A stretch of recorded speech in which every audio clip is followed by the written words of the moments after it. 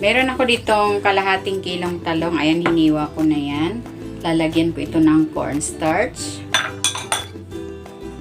Shake natin para ma-coat yung ating talong.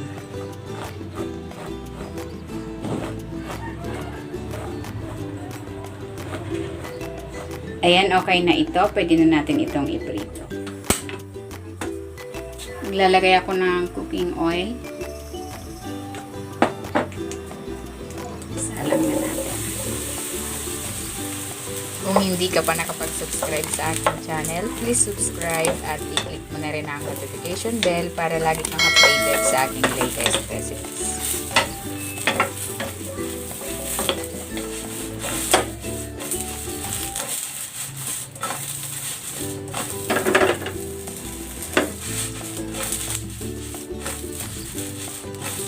Ayan, okay na ito. Hahanguin ko muna. Maglalagay ako ng cooking oil. Igigisa ko na tong bawang.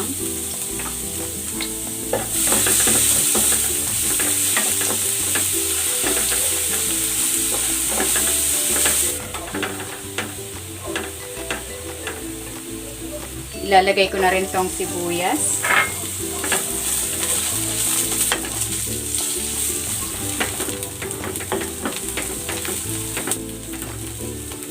Ilagay ko na itong kamatis.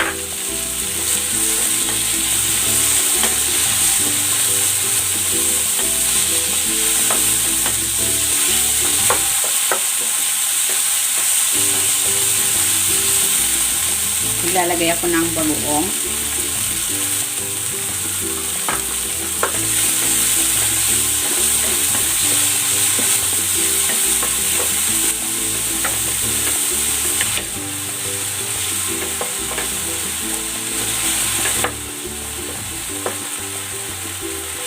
At ilalagay ko na dito yung talong.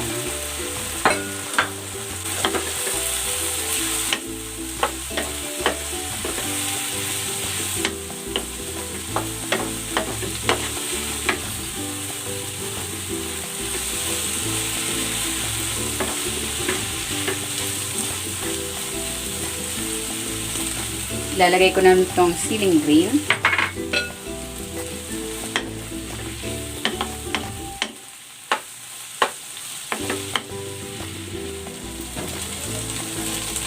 Ayan, luto na itong ating binagoongang talong. Hanguin na natin ito.